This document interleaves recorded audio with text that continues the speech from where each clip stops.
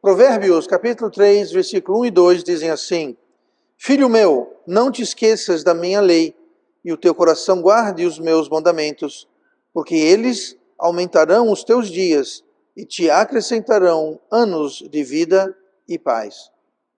Dando sequência ao nosso estudo sobre pérolas no caminho, nós vamos hoje ver uma outra pérola no caminho cristão.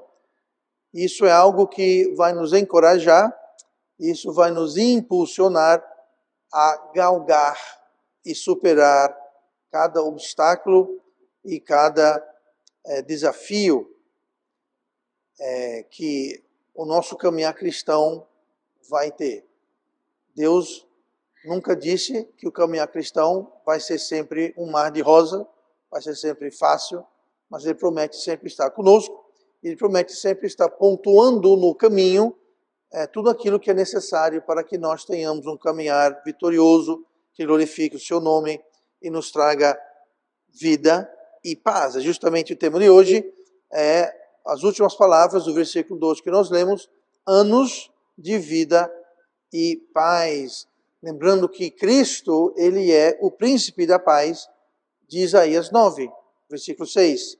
Porque o menino nos nasceu, um filho se nos deu, e o principado está sobre os seus ombros, e se chamará o seu nome, Maravilhoso, Conselheiro, Deus Forte, Pai da Eternidade, Príncipe da Paz. Talvez você queira anotar aí, Isaías 9,6, é um versículo fabuloso para você citar aos testemunhas falsamente chamados testemunhos de Jeová. Inclusive é muito engraçado, eu me divirto muito com isso, quando eu encontro com um, eu digo, tá com sua Bíblia aí, apesar de corrupta, essa parte eu não falo, mas apesar de corrupta, se eles forem para Isaías 9, versículo 6, esse versículo está desse mesmo jeito aqui, não foi adulterado. Aí você imagina eles lendo aquilo, né, falando, obviamente aqui, um menino nos deu, um filho nos nasceu. Quem é esse? Ah, Jesus, sim.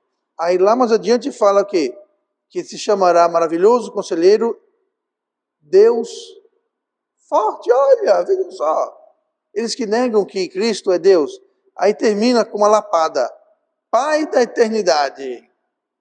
Então Jesus é chamado Pai da Eternidade? Sim, porque nosso Deus é Pai, Filho e Espírito Santo. Algo que eles não entendem.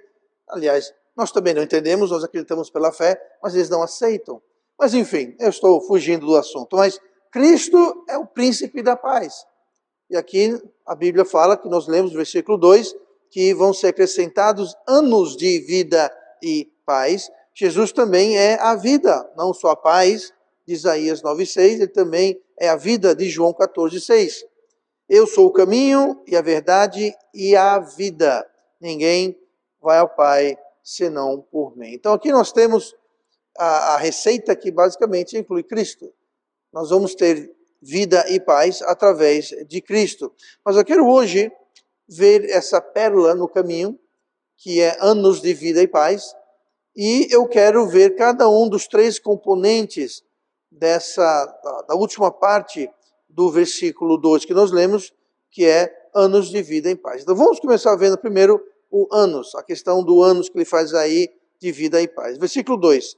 Porque eles aumentarão os teus dias e te acrescentarão anos de vida e paz. Então, a primeira metade do versículo 2 fala claramente sobre tempo, uma referência de tempo. Aumentarão os seus dias. Então, está falando sobre algo cronológico, a sua vida, os seus dias, seu tempo na terra, isso vai ser aumentado. Aí na segunda metade nós temos a palavra anos. Tá? Essa palavra anos em inglês é a palavra Shana. A palavra Shana é uma palavra interessante, que tem um sentido que vai além de simplesmente anos de 365 dias, 52 semanas, vai além, no hebraico, além de apenas uma questão cronológica de medição de tempo. A língua hebraica, eu não falo hebraico, tá? Não quero enganar ninguém, dá a impressão que eu sou algum estudioso, conhecedor do hebraico, não falo hebraico, mas a língua hebraica como um todo é descrita como uma língua às vezes chamadas de matemática e outras vezes chamadas de musical. E se você perguntar para algum músico, matemática e música estão ligados. Tá? Você pergunta, por exemplo, para o Herbert, que é um grande músico, compositor, tá? O irmão Eugênio, arranha um pouquinho, mas enfim. Tá? Ou a Gabi agora bate palma muito bem, eu vi aqui na aula, estavam tendo aulas de bater palma. Tá? Muito bem. Mas música e matemática estão ligados. E é interessante que o idioma hebraico, ele tem essa questão. O hebreu ele tem essa natureza de ser musical e matemático e poético ao mesmo tempo. Então as palavras elas têm uma latitude bem diferente, que vão além do nosso português, além de línguas contemporâneas e até do próprio grego do Novo Testamento. Tá? Ela tem umas certas nuances interessantes. Mas enfim, essa palavra de ano, ou anos no caso, Shana, ela significa anos, como eu falei, mas ela tem um outro sentido. Ela carrega um sentido de segundo, no sentido de primeiro, segundo, terceiro, segundo. Carrega um sentido de duplicação, ou duplicar, e um sentido de repetição, ou repetir. Tá? Sim, é uma medida de tempo, ninguém se discute isso, mas carrega também essa questão de duplicar, repetir, segundo, que segue o primeiro, e assim por diante. E o outro sentido que essa palavra tem é de mudança, ou mudar. Mudança ou mudar. E deixa eu explicar como que isso se explica, ou podemos entender esses dois sentidos, tá? Que tem muito a ver com a mensagem de hoje. No decorrer da criação de Deus, que o mundo chama de natureza, e não é errado, mas eu prefiro chamar de criação. A natureza, por natureza, é uma natureza de repetição, de segundo, terceiro, quarto, quinto, de sequência. Por exemplo, você vê um ano, normalmente, aqui em Maceió não tem disso, mas num país normal não, mas mais para o norte ou mais para o sul, você vai ter o quê? Você vai ter inverno, primavera, verão e outono. Tá? Aqui em Maceió nós temos chuva e seca. Tá? Faz calor e faz sol ou chove. Mas na realidade existem 4 estações e uma segue a outra. Veja a repetição. A primavera sempre vai ser seguida pelo verão, depois do verão sempre vai vir o outono, depois do outono vem o inverno, depois do inverno vem a primavera. Então, ele carrega esse sentido. E faz sentido esse sentido, porque o ano é uma questão de repetição. É uma sequência que é sempre sendo feita e repetida. Nós temos a questão do florescer das flores, tempo de colher, o tempo de plantar, tempo de crescer. Tá? Nos países onde tem um outono, as árvores secam, as folhas caem, passa o inverno sem folha alguma, aí na primavera começa a brotar, esverdear, no verão está tudo verde. Então, mais uma vez, essa sequência, essa repetição constante, aí também nós vemos o sentido de mudança, porque normalmente nós temos o inverno, verão, primavera, inverno, outono e verão, há uma mudança. No Brasil, aqui no norte, é meio difícil entender isso, porque a diferença entre o inverno e o verão é que chove no inverno. Mas as árvores não ficam sem folhas, nós não temos grandes mudanças, mas tem uma pequena mudança. Os dias são um pouquinho mais longos, coisa de meia hora, 40 minutos no verão. Mas quando a gente morava na Inglaterra, por exemplo, 3h30 da tarde, estava assim, estava escuro lá fora. E se você for nos países nórdicos, inclusive tem um dia que o sol não nasce. E tem um dia no verão que o sol não se põe. Então você vê que existe a questão de sequência e junto existe a questão de mudança. A paisagem muda. O tempo, a luz, a duração da noite ou do dia muda também. Então a gente vê esse sentido de repetição, de sequência e constante mudança. Tudo isso está embutido no sentido da palavra ano, da palavra Shana, que nós vemos aqui. fala sobre o ciclo da vida, do renascimento e da morte. Jesus falou, se um grão não morrer, ele não vai nascer. Então existe, mais uma vez, essa repetição. Você planta um milho, esse milho dá um pé de milho, que vai dar várias espigas de milho, que vai dar muitas sementes, e repete o ciclo. Naqueles grãos cai e assim vai. Então existe uma repetição e uma mudança, que é muito pertinente ao que nós vamos ver hoje, essa progressão e essa repetição e essa mudança toda que existe. Não só é da natureza da criação, essa questão de repetição, mas é da natureza humana, essa repetição. Não é nada necessariamente pecaminoso, mas nós temos uma tendência de ser seres de repetição. Nós caímos e nós gostamos de hábitos e rotinas. Nós nos acostumamos com uma certa rotina e nós nos prendemos a essa rotina. O grande pregador, o Charles Haddon Spurgeon, ele ensinava no seminário que ele iniciou, que ele tinha. Eu não fui aluno do seminário do Spurgeon, tá bom? Isso foi em 1800 e alguma coisa, eu não estava aqui na Terra naquela época. Mas enfim, ele falou o seguinte, hábitos irão mostrar e forjar o seu caráter. Pense bem nisso. Os nossos hábitos têm o poder de mostrar, refletir o nosso caráter, da mesma forma que os nossos hábitos irão forjar, moldar o nosso caráter. Então, através dos nossos hábitos e costumes, da repetição, nós podemos mudar o nosso caráter. Tá? Então, ele serve para mostrar e para também formar o nosso caráter. Mas nós temos, sim, essa natureza de sermos criaturas de hábito. E nós vamos tender a gravitarmos ao que nós sempre fizemos antes. Isso pode ser muito prejudicial se for impedir mudança. Ah, pastor, mas eu sempre fiz assim. Ah, pastor, mas eu sempre fui assim. Mas minha família sempre fez isso. Ah, mas mudança, repetição, seguem juntas. Então, se nós temos um problema que nós não vamos tratar porque está no nosso hábito, já está enraizado na nossa personalidade, isso pode ser um problema. Então entenda, hábitos podem ser uma grande ferramenta ou podem ser um grande empecilho. Mas com certeza eles revelam exatamente o nosso caráter. Mas nós queremos fazer as mesmas coisas de sempre, e mesmo que seja muitas vezes prejudicial. Só porque uma coisa é algo habitual, não quer dizer que é correto, ou que é bom, ou que deva ser o nosso hábito. Agora, o bom é que nós temos escolha. Nós temos escolha.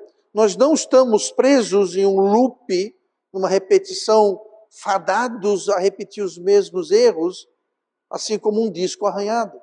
Aí, irmãos, se vocês olham para mim e falam, pastor, o que é um disco arranhado? Pois é. Antigamente você tinha discos, até voltou na moda agora, né? Interessante, quando eu era pequeno, aqueles discos pretos de vinil. Alguém sabe o que eu estou falando? Muito obrigado, eu me sinto mais jovem agora. Mas enfim, aí inventaram, não, isso aqui não presta, joga fora. O negócio é ter CD. Que é o CD, o CD, o CD, o CD. Aí agora estão voltando a usar vinil, dizendo, não, a qualidade do vinil é superior. Para mim isso daí é história para vender disco vinil e disco CD para todo mundo. Mas enfim, mas quando tinha-se um disco vinil, se houvesse algum arranho, o que acontecia? A agulha, se você não sabe o que eu estou falando, fala comigo depois do curso, tá? Aquela agulha ficava engrenada, ficava ali bitolada dentro da trilha, e se tinha algum arranhãozinho ali, a agulha, em vez de ir se mexendo na espiral e percorrendo normalmente o disco, ela voltava e ficava se repetindo, nunca saía daquilo. Alguém lembra disso, sabe o que eu estou falando? Ah, velhos. Anyway. Não estou sozinho, me sinto muito bem. Enfim, mas nós não estamos fadados a isso. Nós não precisamos ficar repetindo, sabe? Ficar preso nessa sequência, porque nós podemos escolher fazer isso. A gente sai para evangelizar muitas vezes, às vezes nós ouvimos esse tipo de coisa. o meu avô era de tal religião, meu pai era de tal religião, eu sou de tal religião, eu vou morrer em tal religião. Por quê? Porque não vou mudar. Por quê? Já está embutido, enraizado, mas é uma escolha. Eu nasci teoricamente, eu era católico. Eu não era um bom católico, tá? Por vários motivos, inclusive eu fui certa vez convidado a não mais voltar para uma igreja católica. Alguns de vocês conhecem a história, mas tal era o meu caso. Mas enfim, eu era supostamente católico. Não tinha grandes amores, nunca fui um bom católico, como eu disse, então para mim não foi uma grande coisa, não foi um grande passo. Eu saí de uma religião que basicamente eu era apenas nominalmente membro. Mas tem gente que não, tem gente que está ali, ó, ferrenhos, que é muito difícil eles saírem daquilo. Por quê? Virou um hábito, virou algo que está enraizado. Então pode funcionar a favor ou contra nós. Então, ano tem o sentido de não só de se repetir, mas de mudar, como nós falamos. E Deus quer que nós mudamos. Deus quer que a gente progrida, que a gente repita, que a gente continue, assim como um ano segue outro, assim como uma época do ano segue outra época do ano, assim como o verão segue a primavera, o outono segue o verão e o inverno segue o outono, nós devemos estar constantemente avançando, repetindo, mas mudando, obviamente, para o bem. A verdade é que você e eu estamos sempre em constante fluxo de mudança. Você hoje não é a mesma pessoa que você era um ano atrás. Eu diria mais, você não era a mesma pessoa que você era ontem.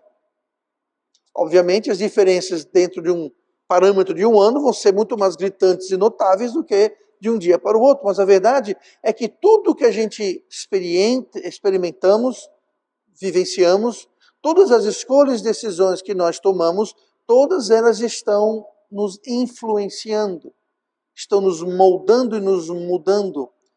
Então nós temos que ter cuidado porque é um marchar constante. E a mudança é constante.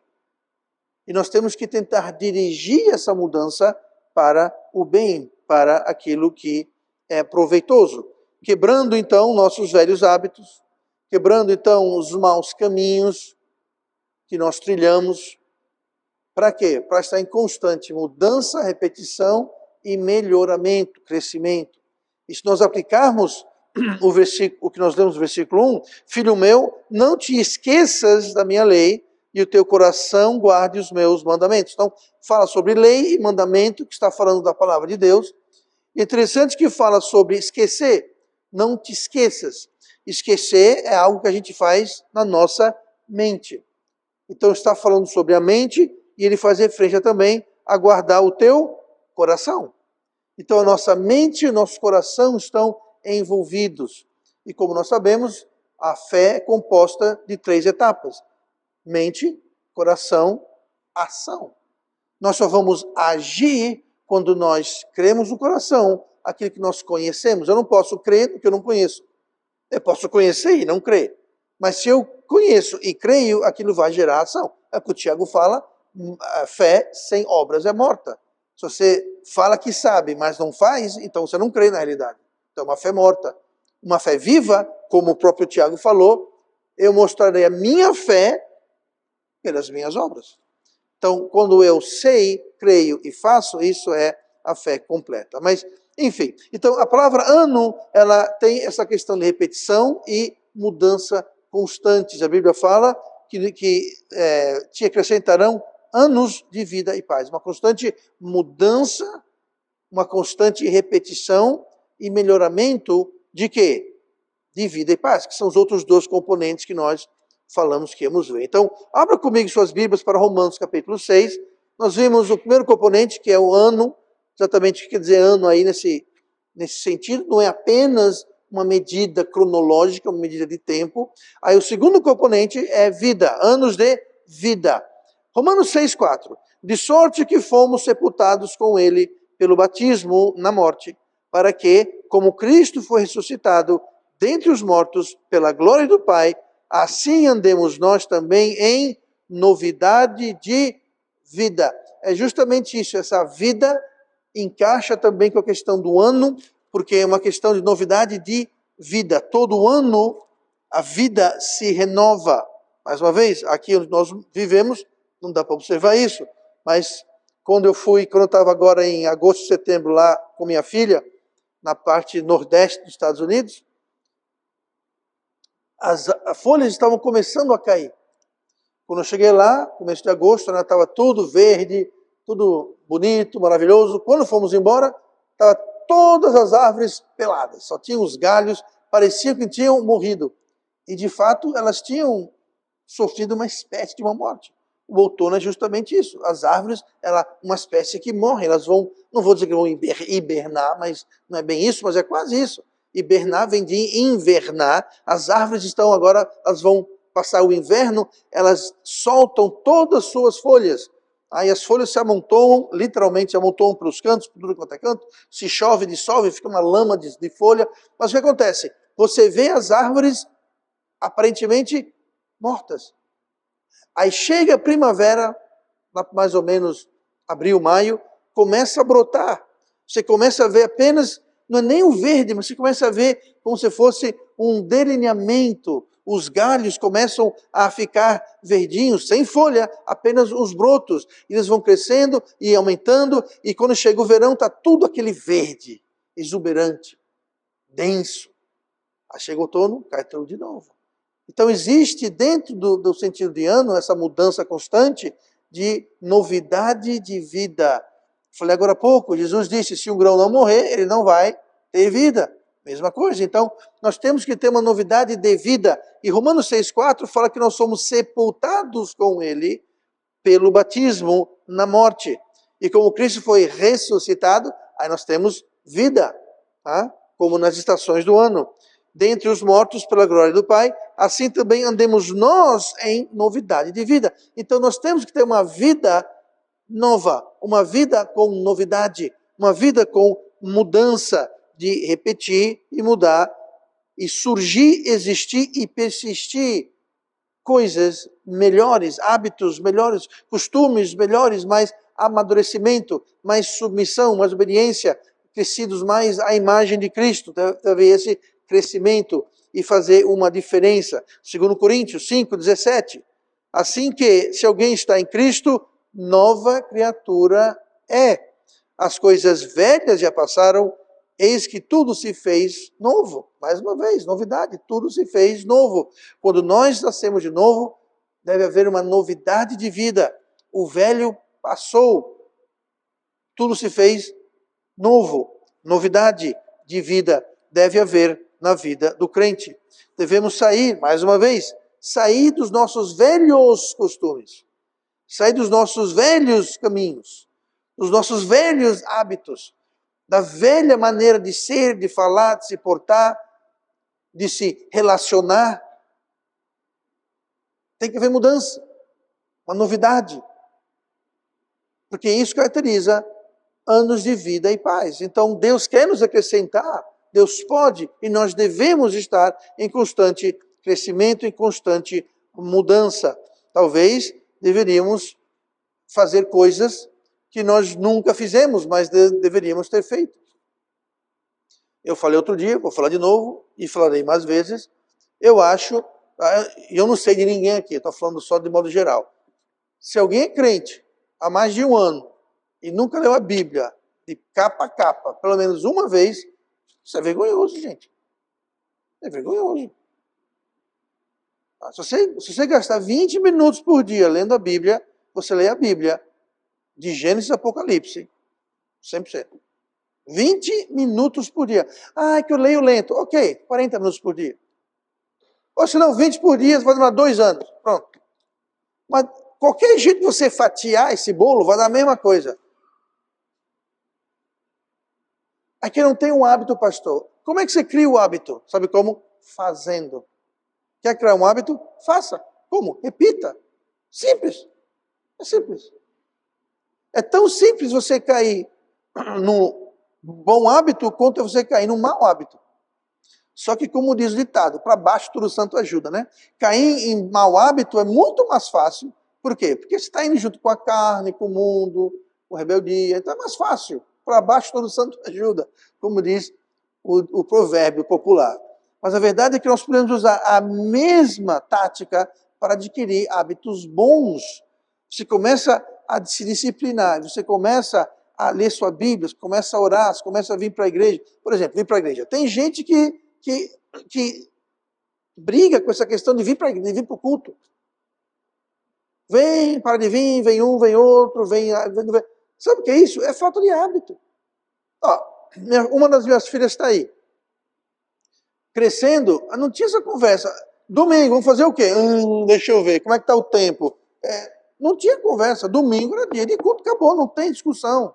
Não tem conversa. Não tem conversa. Ah, pastor, que eu não tenho disciplina. Vai para a escola, vai para o trabalho. Você almoça, toma café, janta. Sabe o que é isso? É hábito. Você toma banho? Eu espero que sim. Sabe o que é isso? É hábito. Tem gente que tem um hábito tão forte que é assim. Meio-dia, hora do almoço. Eu não estou com fome, mas é meio-dia, eu preciso comer. Não está com fome, mas tem que comer. Tomar café. Acorda, tem que tomar um café. Está com fome? Não, mas é hora do café, tem que tomar café. Eu não estou criticando quem toma, quem não toma café, almoça. Estou dizendo, força de hábito. E nós podemos usar o hábito para forjar novos hábitos e novas rotinas em nossas vidas, que é muito, muito importante. Então, nós temos que caminhar em novidade, seguindo o Espírito Santo, que nos leva, que nos introduz. E por isso que nós não devemos entristecê-lo, não devemos extingui-lo, porque é ele que vai nos levar, é ele que vai neutralizar em parte o poder da carne, o poder do mundo, a influência negativa. Tá? Se você mantê-lo feliz e vibrante. Agora, se você entristecê-lo e extingui-lo, aí você está por conta própria. E é triste isso, porque o Espírito Santo é uma pessoa e ele quer lhe ajudar. Mas não só apenas a questão de vida se diz referente a coisas que vão surgir e brotar, coisas novas que vão se manifestar em nossas vidas, mas são coisas maiores e melhores que talvez nós nos achássemos incapazes de fazer. E é importante isso, porque muitas vezes a gente fala, eu acho que eu não vou conseguir. E é verdade, você não vai conseguir. Mas Deus pode conseguir. O Espírito Santo pode lhe dar a vitória. Não é você, sou eu. É Deus que nos capacita. Vou citar aqui um exemplo interessante, lá de Isaías 43. Quem for rápido de gatilho aí, Isaías 43 e o versículo 18. Isaías 43, o versículo 18 fala assim: não vos lembreis das coisas passadas, nem considereis as antigas. Isso traduzido quer dizer, esquece.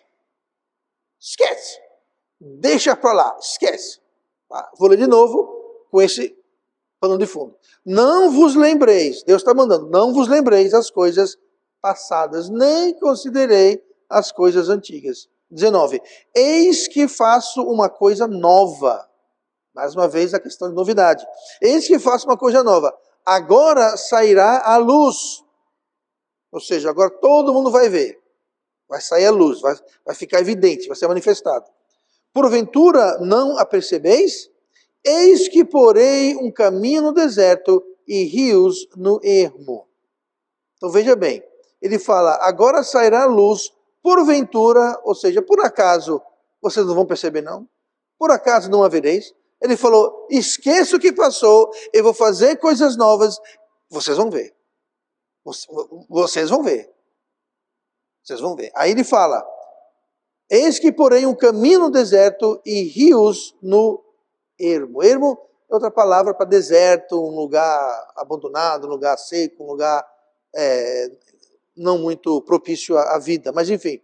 Então, ele manda esquecer as coisas passadas. Que coisas? Que coisas?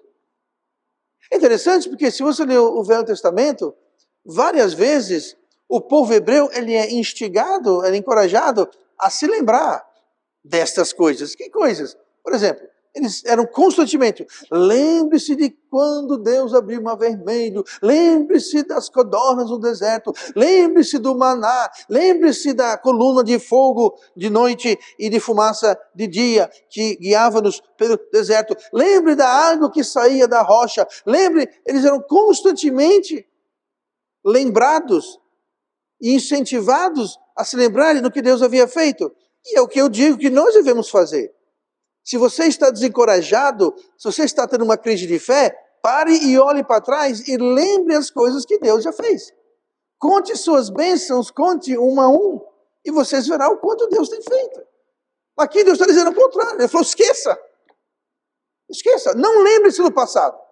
Porque eu vou fazer umas coisas agora, vocês vão ver que são coisas novas. Aí ele fala, ele vai colocar, eis que porém um caminho no deserto. Essa palavra caminho, ela significa uma estrada. Agora, entenda, naquela época não tinha estrada, no sentido que tinha asfalto, aquela coisa toda. Um caminho era feito simplesmente porque ele era bem caminhado. Então ficava marcado as pegadas dos animais, as pegadas dos homens, as pegadas das carroças, por exemplo. Então, como um caminho era bem andado, aquilo então ficava marcado. Você podia ver o caminho, tá? E pelas pegadas, pelo uso.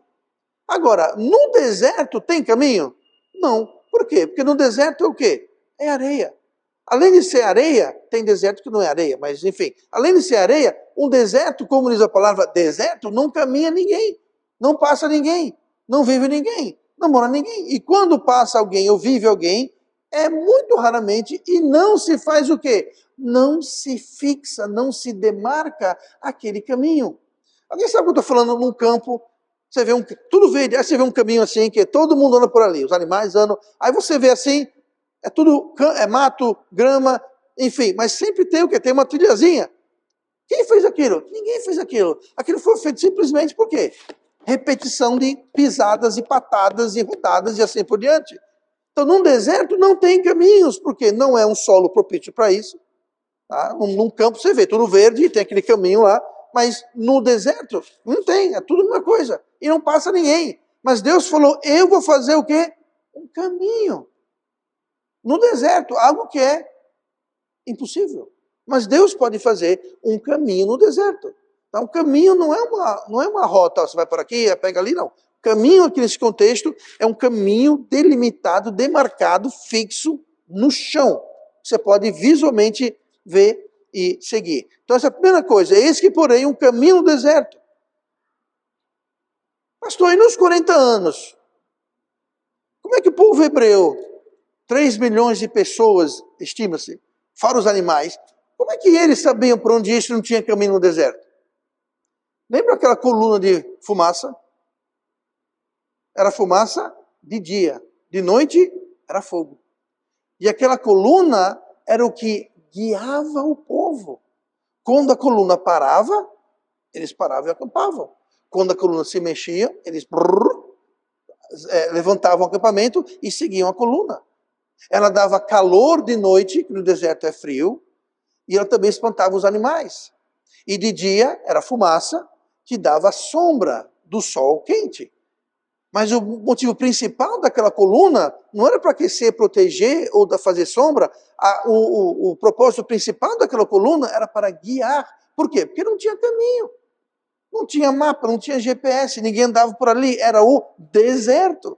E Deus falou, lembra daquilo? Esquece, eu vou fazer um caminho. Eu vou colocar uma trilha onde ninguém anda e uma trilha onde o chão não marca. Eu vou fazer isso. É uma coisa nova. Esquece aquilo. Aquilo é taxinha, aquilo é besteira. Espere para ver o que eu vou fazer. É o que Deus aqui está dizendo para eles. Outra coisa que ele fala é sobre a água. Como é que o povo bebia água no deserto? O deserto não tem água, por isso que é chamado deserto. Nós sabemos que na Bíblia fala que tinha uma rocha, e essa rocha seguia o povo, e essa rocha dava água, saía água daquela rocha. Moisés, a primeira vez, falou, fale para a rocha e bata com o seu cajado, e a segunda vez que, não a segunda vez não, anos mais tarde, em vez de falar para a rocha representava Cristo, Cristo foi ferido uma vez na cruz, então depois você fala, não precisa mais ferir. Moisés ficou irado, foi lá e bateu de novo na rocha. Deus falou, eu não mando você bater. E por causa disso, Moisés não entrou na terra prometida. Mas enfim, mas a água vinha daquela rocha. Deus fala, esquece rocha ambulante. Esquece rocha que segue vocês. Esquece rocha que mina água para vocês e seus animais. O que ele falou que vai fazer? Porém, rios no ermo. Note, não é um rio, rios. Deus falou, não é incrível uma rocha que segue vocês de dar água? Pois é, esquece isso. Não se lembre das coisas antigas, esquece isso. Eu vou fazer uma coisa nova agora que vocês não vão acreditar. Eu vou colocar rios no ermo. O deserto vai ficar cheio de rio. Então Deus pode trazer novidades, sim, e coisas que você nunca imaginou. Quer ver uma coisa que eu nunca imaginei, nos meus sonhos mais malucos? Eu ser pastor de uma igreja. Imagine de duas. Mas enfim, Deus pode fazer coisas que você não imagina. Coisas que você não faz nem ideia. E aqui ele fala, olhe para trás, veja todas as coisas maravilhosas, impressionantes que Deus já fez. Lembre-se, muito bem, mas por um instante, esqueça isso. E saiba que eu posso fazer muito mais e muito melhor. Porque eu sou Deus. E nós podemos fazer isso.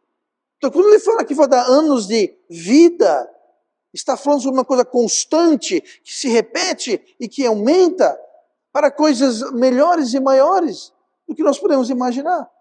E muitas vezes nós limitamos Deus. Nós achamos, não, Deus não pode fazer isso. Gente, Deus pode fazer o que Ele bem quiser, Ele é Deus. Ele não tem limite. Agora a Bíblia fala que o povo limitou o santo de Israel. Através do quê? Da incredulidade. A única coisa que limita Deus é a nossa fé para com Ele. Mas não é reflexo algum na sua onipotência. Não é reflexo algum no seu poder. Não é reflexo algum na sua vontade de nos abençoar e nos usar e nos transformar. É um reflexo de nossa falta de fé. O exemplo é Pedro. Jesus falou, Pedro, sai do barco e venha. Pedro saiu, andou sobre as águas. Pedro ainda é o detentor intergaláctico de ando sobre as águas. Ele pode fazer isso. E quando Pedro olhou o vento e as ondas e a chuva, a sua fé fraquejou e ele começou a afundar. Mas o problema não era o poder de Deus. Então Deus pode sim fazer coisas novas e maravilhosas surgir em nossa vida. E nossa vida deve sempre estar com repetição e mudança. Devemos sempre estar olhando para frente e para cima para ver o que Deus vai fazer em nossas vidas. E por último, essa noite, o último componente, nós vimos anos, nós vimos vida, vamos ver paz. E com isso vamos para o Salmo 119.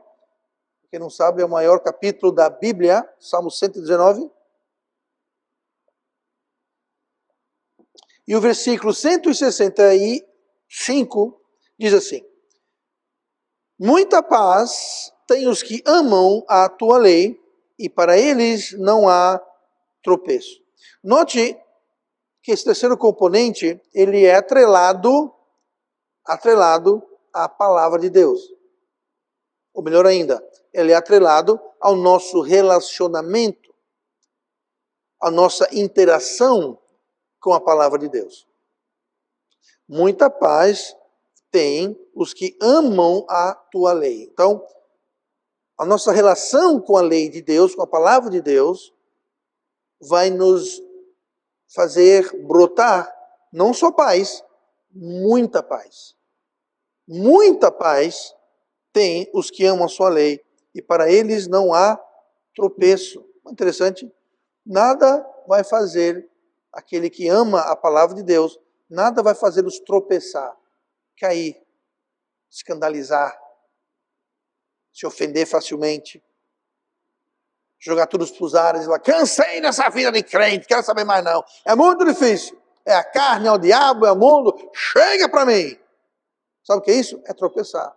Mas quem ama a lei de Deus, quem ama a palavra de Deus, não há tropeço. Pode vir dificuldade, pode vir desafios, pode vir dúvidas, pode vir problemas, pode vir o que for que seja. Não há tropeço. Não há. Por quê? Porque ama a palavra de Deus. Nosso relacionamento, veja como está atrelado aí. Filipenses 4, versículo 7. E a paz de Deus, que excede todo o entendimento, guardará os vossos corações e os vossos pensamentos em Cristo Jesus. Mais uma vez, aqui nesse versículo, nós temos aquela questão de mente e coração. Guardará os vossos corações, obviamente falando do coração, e os vossos pensamentos. Mais uma vez falando de mente. Mente e coração, esse elo entre mente e coração. Por que é tão importante, pastor? Porque você precisa saber, mas só saber não garante nada. Você tem que saber e crer. Porque se você sabe e crê, acontece. Tem fruto. Que fruto? Vida e paz. Vida e paz. Se você sabe, mas não faz, é porque você não crê. Você não tem vida e paz. Você não tem essa vida abundante que se repete, que cresce, que floresce, que brota sempre para mais e melhor e maior. Você não vai ter essa paz que excede todo o entendimento. O que quer dizer isso? Você perder emprego, o médico falou, você está com câncer, vai morrer em 2 meses, a minha esposa me largou, o papagaio fugiu, o meu peixinho de estimação se afogou, está tudo indo errado. Você vai ter o quê? Paz. Que excede todo o entendimento. As pessoas olham para você e falam, como aquela pessoa não arrancou os cabelos? Como aquela pessoa não jogou tudo, não chutou o balde, não chutou o pau da barraca, não pisou na jaca? Como é que ela ainda está sã? É uma paz que excede todo o entendimento. Quando tudo está dando errado, tudo na sua vida está caindo, tudo no contrário, problemas, dificuldades, você é desesperado? Não. Por quê? Você pode ter uma paz que excede todo o entendimento. Não tem para que o crente ficar desesperado, desesperançoso. Sabe, naquela... mas doença, é guerra, Terceira Guerra Mundial. Sabe o que eu digo, Terceira Guerra Mundial? Sabe o que quer dizer? Venha. Sabe por quê? A Bíblia fala que vai acontecer e faz parte da volta de Cristo. Então eu digo, venha terremotos, venha guerras, venha doenças, venha. Por quê? Vai acontecer. Não é para desesperar, é para dizer, oba, Maranata, Jesus, a hora está chegando. Eu tenho amigos na Inglaterra que, essa semana mesmo, mandou um texto para mim, a Terceira Guerra, ué. Qual o problema? Vai acontecer, não adianta você querer ou não, vai acontecer. Infelizmente vai acontecer. Eu não estou feliz que vai acontecer, mas se eu estiver feliz ou não, não vai deixar de acontecer. Mas é um sinal de que Jesus está voltando, as profecias estão sendo cumpridas. É o que vai acontecer, gente. Não precisa ficar desesperado. Por quê? Nós podemos ter uma paz que excede todo o entendimento. Mas a Ucrânia, a Palestina, Gaza, o Irã. Sim. Ouvireis de guerras e rumores de guerras. Está em algum lugar aqui, eu acho que eu já li isso em algum lugar.